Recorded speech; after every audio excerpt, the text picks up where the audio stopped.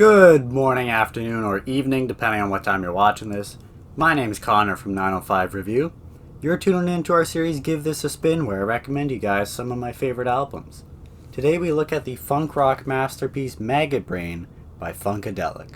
So George Clinton is the main man we're going to be talking about, and realistically probably one of the more underrated individuals in regards to how big a role they played shaping the American music landscape. He at one point led a doo-wop group called the Parliaments, who later just went by Parliament, but in the late 60s, when there was some sort of naming rights issue with their label Revelot Records, Clinton still had plenty of music in his mind to create, so he signed with a different label, Westbound Records, under the name Funkadelic. They began to transition away from their once soulful sound to one more akin to the psychedelic rock that was becoming popular, while also still maintaining their funk flair. Funkadelic would release 2 albums in 1970, a self-titled debut.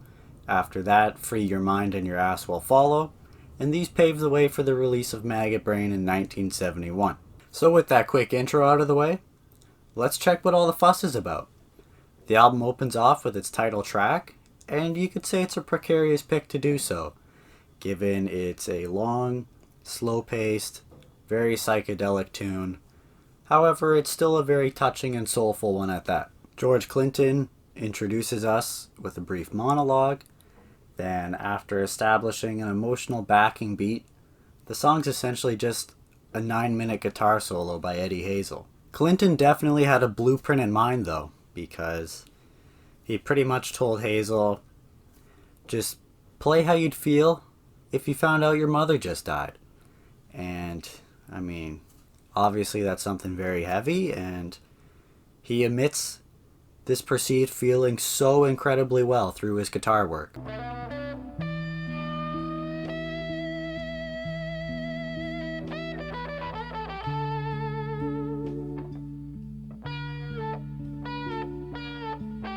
His playing during this recording was so powerful that he supposedly only needed the one take of it. The other backing instruments were originally supposed to be a lot louder, however Clinton had the brilliant idea to really tone them down and fade them out so they're just there in the background to really let his heartbreaking, emotional guitar work shine.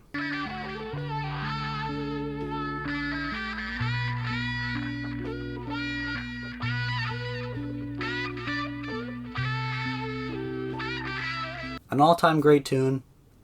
Eddie Hazel shows off his incredible talents, and you could even call it a real great piece of art, just the way he was able to channel that feeling within himself over something that hadn't actually happened. Maybe before you can even finish processing what you just went through, sorting your feelings out after that wall of emotion we were just hit with, you're roped in by the funkier and cheerier sound of Can You Get to That?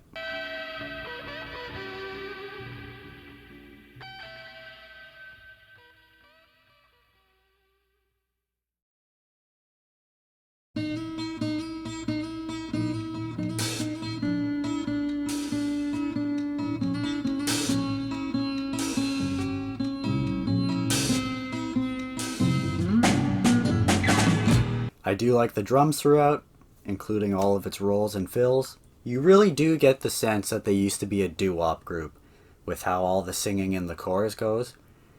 And honestly, it's hard not to join in. I wanna know if you can get to that. Can you get?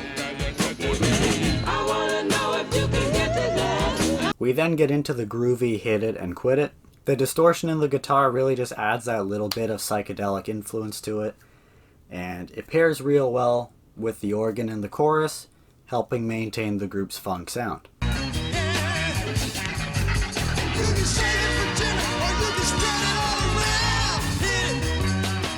Speaking of the two, there's a pretty sweet organ solo, setting up a wailing guitar solo after it. You can shake it to the east side. Real funky one. Just about hitting it and quitting it. Not much else. Maybe even funkier now. We close out the first side of the record with You and Your Folks, Me and My Folks. It's slower than the previous two tracks, a lot more cool and laid back, supported by its low rumbling bass line and its deep reverberating drums. The song just has this awesome sound to its nature. I absolutely love it.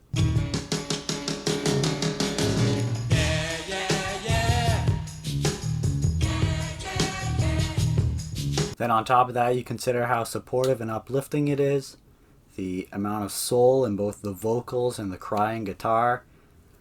All around great tune, and a very underrated one at that. The second side of the album starts off with a showcase of the hard rock sound the group picked up, and Super Stupid is a hell of an example. The distortion just adds so much angst in it, and it gives it just this really powerful sound that there probably wasn't much else like at the time.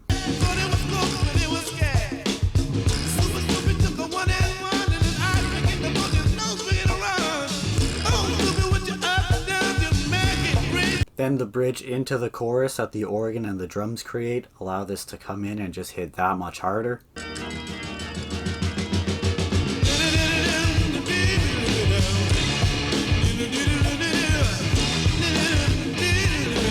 Lyrically speaking, the song's apparently about how Eddie Hazel went to buy some coke when the band was performing one time, was actually sold heroin, unknowingly snorted it.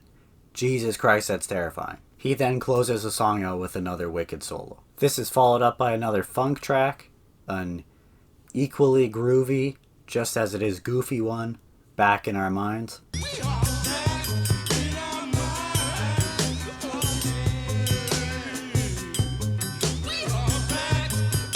It's just a fun, lighthearted one about not wanting any trouble and how we should all just get along and love each other.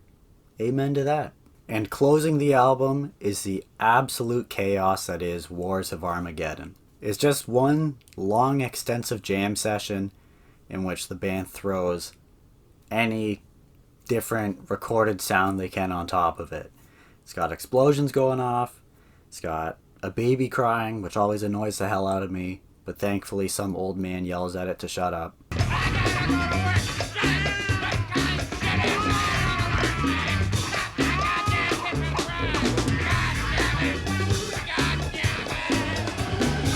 We're at least treated to some pretty sick jams throughout, like how the guitar will come in with this real crunchy sound before transitioning more into a spacier one.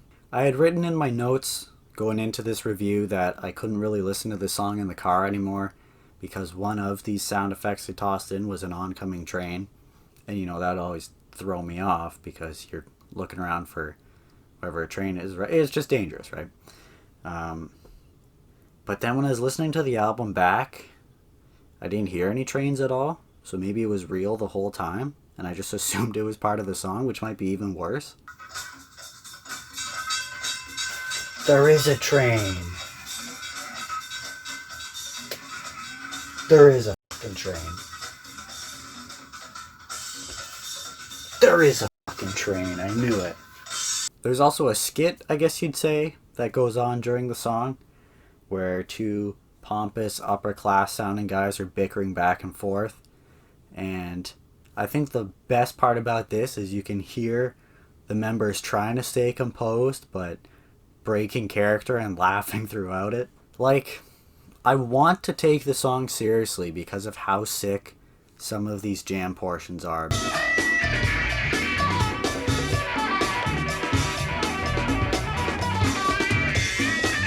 But some of the sound effects are just so obnoxious. Like, they straight up have 30 seconds of just fart sounds in this. Only makes me wonder, though, how bananas it would have been to see this song live. The album would be a pretty solid success critically, though I must say I am surprised a lot of these ratings aren't higher, to be honest. Rolling Stone's original 1971 review of it wasn't exactly admirable, yet they included it as the 136th best album of all time? While the aftermath of the album saw the departure of 3 key members, two over drug-related issues, one over a monetary dispute. George Clinton would carry on strong with Funkadelic, bring back Parliament, as well as a merge of the two in Parliament Funkadelic, aka the P-Funk All-Stars. There would be many different albums released throughout the history of this collective, and Maggot Brain is considered among the best of the bunch. The album has also, of course, been an influence on some more recent funk. Maggot Brain is available on all major formats, and in recent years has been treated to some nice vinyl variants thanks to the label For Men with Beards. First was 2008 with a red and black one, then 2013 with an orange one, 2014 with a peach one, 2016 had Choco Funka Latte and purple ones, 2017 had a blue and white one, 2019 had a turquoise one, and finally 2020 with a green translucent one. On top of this, most CD versions from 2005 onwards contain 3 bonus tracks: the zany Whole Lot of BS, It's just a lot of BS. A whole lot of BS. the soulful I Miss My Baby by United Soul, another George Clinton project,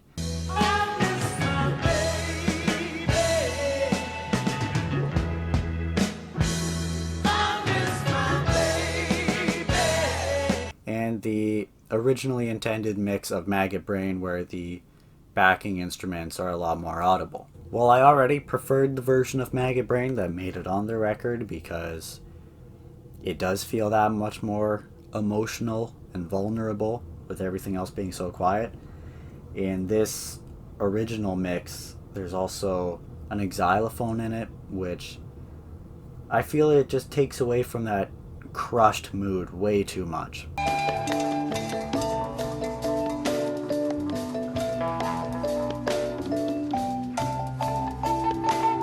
Maggot Brain takes you in all sorts of different directions. It opens off making you face mortality, realizing the heartbreak that is losing somebody close to you and the inevitability of that. Then, only 20 minutes later, we've already grooving